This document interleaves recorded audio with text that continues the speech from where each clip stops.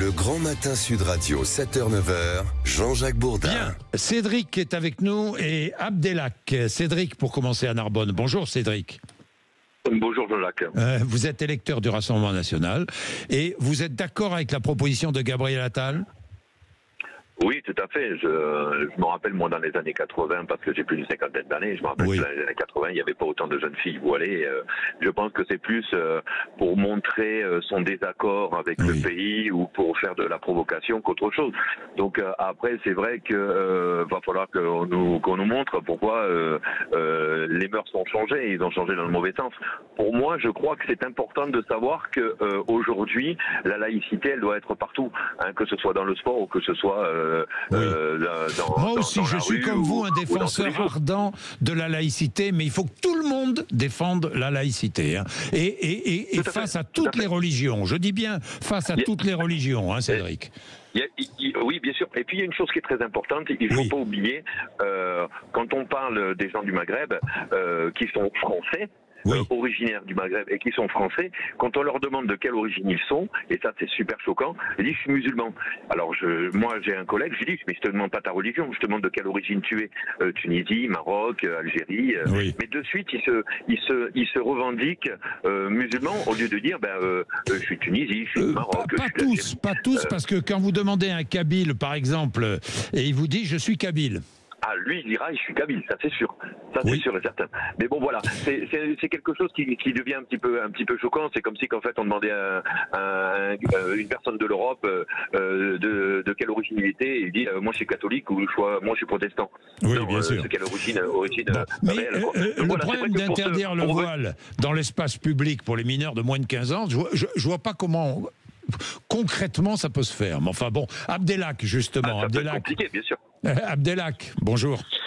Oui, bonjour Jean-Jacques. Bonjour. Oui, interdire le voile dans l'espace public aux jeunes filles de moins de 15 ans, mais comment faire ? Ouais, Jean-Jacques, promettez-moi un jour quand vous avez des politiciens, je connais le sujet par cœur, je suis hyper invitez-moi parce que qu'est-ce que c'est agaçant, mais qu'est-ce que c'est fatigant. Écoutez, l'image du voile, elle renvoie toujours à l'islamisme. Les gens, à 82% du temps, ils sont musulmans. Quand ils commencent à avoir un brin, les gens, les musulmans, 82% en fait des gens du Maghreb sont musulmans. On est d'environnement musulman, comme je le suis.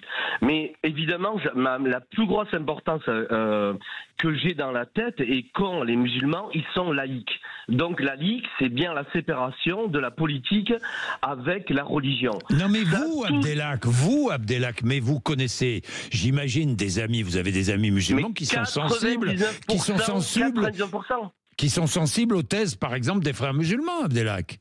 Mais les frères musulmans, c'est qui? C'est des gens qui ont fait croire à la base qu'en fait c'est un groupement de musulmans qu'il fallait s'unir et tout ensemble, mais en fait ils sont intégristes. Ils n'ont rien à voir avec les musulmans. C'est des islamistes.